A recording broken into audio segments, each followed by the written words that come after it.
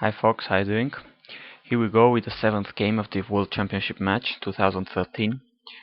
Just to remind you, Anand is losing 4-2 in the score. Vishy Anand has lost the previous 2 games. Magnus has won 2 games in a row, so the world champion is on the ropes.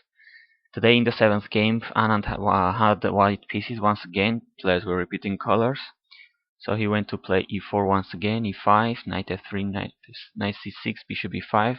Once again we got the Ruy Lopez, and once again Carlsen invites white to go into these Berlin games, Berlin lines, and like in the previous game, Anand declines and he goes for this positional and quiet d3, bishop c5, and here Anand deviates. He plays bishop takes c6, another possible move in this position.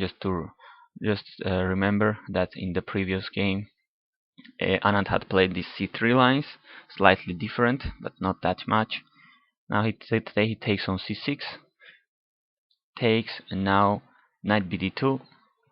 Really not that common move, but has some very natural ideas in these Ruy Lopez positions, like to go with the knight to f1, relocating to its natural squares on e3 or g3, or maybe to go to c4 to put some more pressure on these e5 pawns.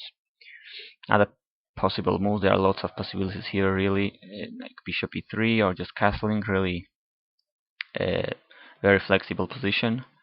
Knight bd2, and here bishop g4. Just putting a pin on this knight. Really not the most played move, not the most common, but very logical and natural one. Something like castling here. Castling is more common, and actually this had been played lots of times in a Blitz tournament, a top Blitz tournament. You might remember this year in Norway. Most of the top players played there, like Carlsen himself, Aronian, Anand, etc. And Anand played this line a couple of times in that tournament. Carlsen did so as well, and Anand, for instance, used this line to beat Aronian with white, but he also lost a game against Hammer. Hammer was black in this game, so once again, interesting enough that Hammer is the one of the GMs helping Carlsen, so probably he knew that game by heart. So anyway, bishop g4 was played here, putting this pin. And now h3, just asking that bishop for some explanations, and bishop h5. Now giving the bishop pair wouldn't be that bad, but probably not the most natural move, and as white may have little something here, as black has get rid of his bishop pair. But anyway, not that bad, as I said. Bishop e6, retreating there. I think that it might be not that pleasant, because knight g5 is going to take that. Anyway, black is absolutely fine, but just psychologically to not lose that bishop pair so easily. So bishop h5, retreating, now knight f1. With the idea of going to g3, chasing that bishop probably to g6, and that pawn on e5 would be hanging so far, although it wouldn't be that easy to take it, because something like queen d4 would probably take it back, and in some cases, if white is not careful enough, probably win the game. So knight d7, just in case, protecting that pawn, relocating the knight to d7, giving this possible diagonal to play for the queen. Knight g3, and now Magnus decides to take on f3 and go g6, an important move, just preventing white from jumping to h5 or f5 with the knight, where in which case white probably would have some little pressure on some weaknesses on the king side. But here bishop e3 was played, developing the piece. Nothing really is that special happening here. Both players are just developing pieces and trying to keep everything controlled. Not very aggressive line. As Anand said later in the press conference, in these lines white usually has 2 plans to try to have some advantage, to have some edge. Go for an eventual f4, which seems difficult in this case, just for the time being, or try to open the h file and control it in some way. As we will see, the world champion went for the second plan, at least he tried. So here, queen e7, just allowing his king to castle long and overprotecting the bishop on c5. Both player castle on the queen side. This is once again, like we saw in this Ruy Lopez and in these Berlin games, very quiet, very roughly equal position.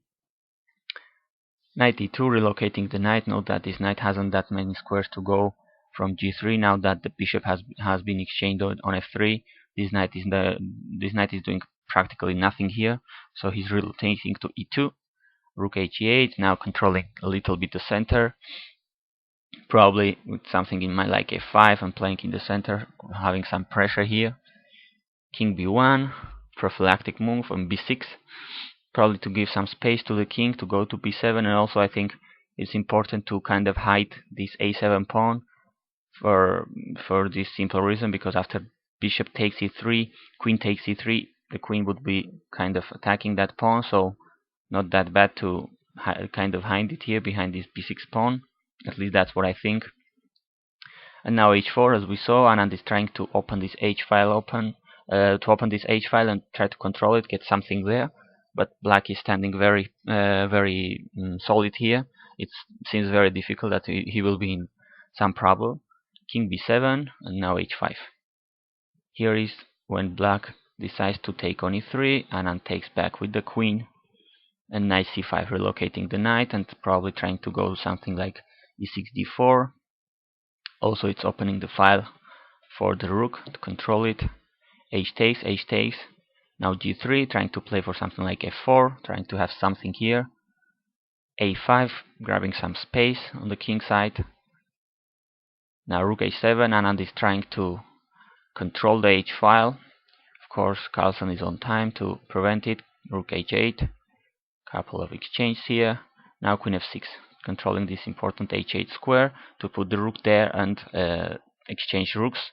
So as many pieces are exchanged here, it will favor black more and more, because white will have practically no chances of at least a tiny edge there.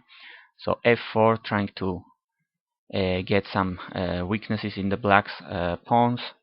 Rook h8, exchanging is compulsory, and now takes on e5. Of course, nothing really special can be done here as white, because if white just tries to advance and have something there, after takes, queen check, and black is probably having some initiative due to this passive knight on c1. The king is not that is not that safe, so black is probably even better here. So f takes e5, queen takes e5. At this point it was almost people were almost sure that nothing really special was going to happen, but you never know.